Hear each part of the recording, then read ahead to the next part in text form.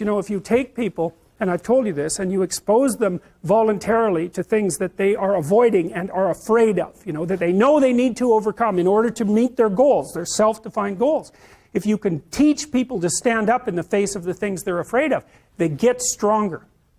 And you don't know what the upper limits to that are, because you might ask yourself, like, if for 10 years, if you didn't avoid doing what you knew you needed to do, by your own definitions, right, within the value structure that you've created to the degree that you've done that, what would you be like?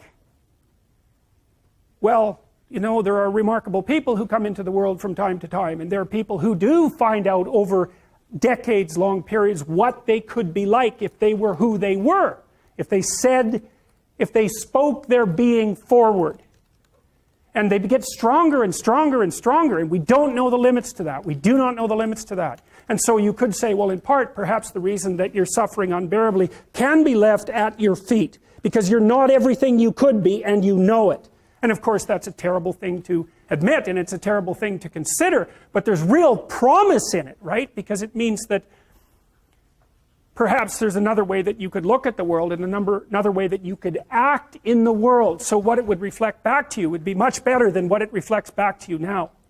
And then the second part of that is, well, imagine that many people did that, because we've done a lot as human beings. We've done a lot of remarkable things, and I've told you already, I think before, that today, for example, about 250,000 people will be lifted out of abject poverty, and about 300,000 people attached to the electrical power grid.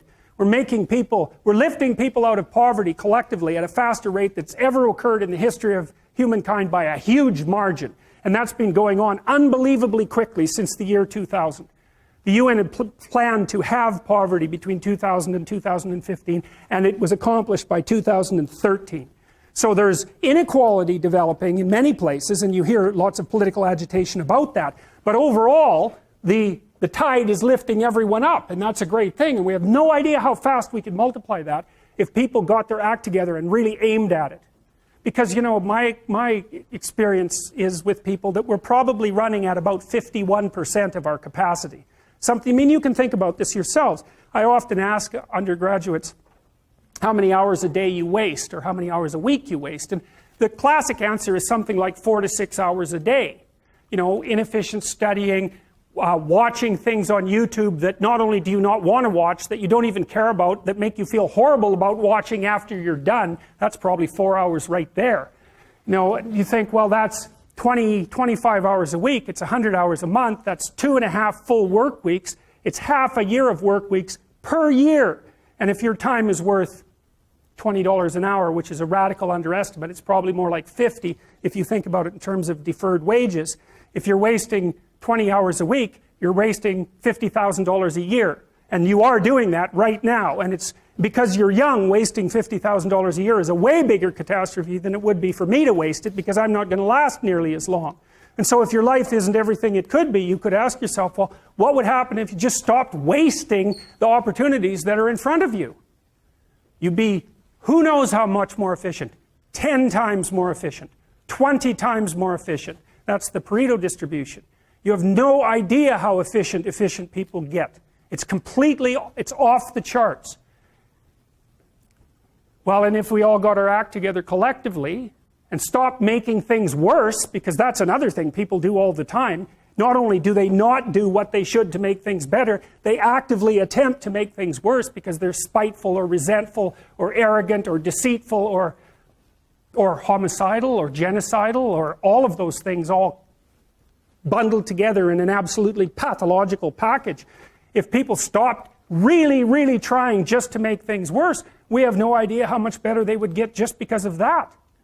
So there's this weird dynamic that's part of the existential system of ideas between human vulnerability, social judgment, both of which are major causes of suffering, and the failure of individuals to adopt the responsibility that they know they should adopt. And that's the thing that's interesting too, is that, and like another thing I've often asked my undergraduate classes is, you know, there's this idea that people have a conscience. And you know what the conscience is. It's this feeling or voice you have in your head just before you do something that you know is stupid, telling you that probably you shouldn't do that stupid thing. You don't have to listen to it, strangely enough.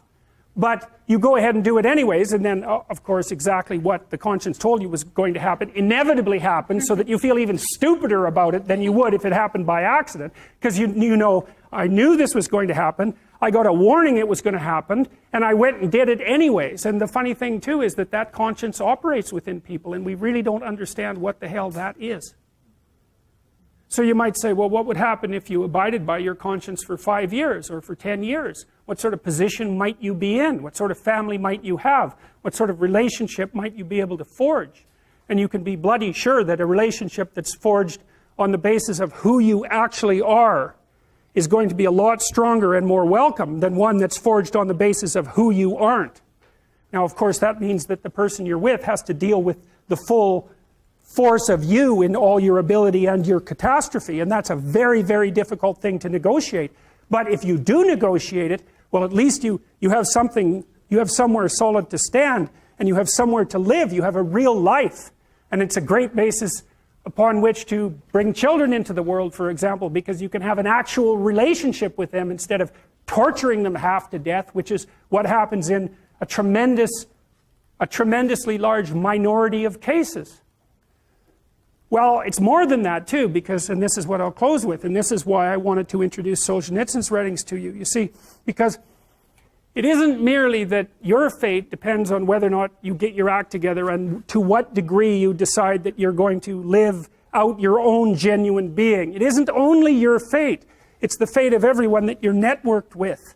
And so, you know, you think, well, there's 9 billion, 7 billion people in the world. We're going to peak at about 9 billion, by the way, and then it'll decline rapidly. But 7 billion people in the world, and who are you? You're just one little dust mote among that 7 billion. And so it really doesn't matter what you do or don't do, but that's simply not the case.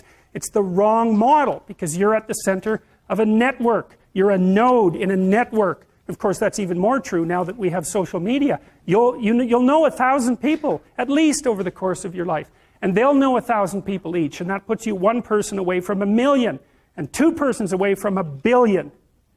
And so that's how you're connected. And the things you do, they're like dropping a stone in a pond. The ripples move outward, and they affect things in ways that you can't fully comprehend. And it means that the things that you do and that you don't do are far more important than you think. And so if you act that way, of course, the terror of realizing that is that it actually starts to matter what you do. And you might say, well, that's better than living a meaningless existence. It's better for it to matter. But I mean, if you really asked yourself, would you be so sure if you had the choice? I can live with no responsibility whatsoever. The price I pay is that nothing matters. Or I can reverse it and everything matters. But I have to take the responsibility that's associated with that. It's not so obvious to me that people would take the meaningful path. You know, when you say, well, nihilists suffer dreadfully because there's no meaning in their life, and they still suffer. Yeah, but the advantage is they have no responsibility. So that's the payoff, and I actually think that's the motivation. Say, well, I can't help being nihilistic. All my belief systems have collapsed. It's like, yeah, maybe. Maybe you've just allowed them to collapse because it's a hell of a lot easier than acting them out. And the price you pay is some meaningless suffering, but you can always whine about that and people will feel sorry for you, and you have the option of taking the pathway of the martyr, so that's a pretty good deal, all things considered, especially when the alternative is to bear your burden properly and to live forthrightly in the world. Well, what Solzhenitsyn figured out, and so many people in the 20th century, it's not just him, even though he's the best example, is that if you live a pathological life, you pathologize your society. And if enough people do that, then it's hell. Really. Really. And you can read the Gulag Archipelago if you have the fortitude to do that, and you'll see exactly what hell is like. And then you can decide if that's a place you'd like to visit, or even more importantly, if it's a place you'd like to visit and take all your family and friends. Because that's what happened in the 20th century.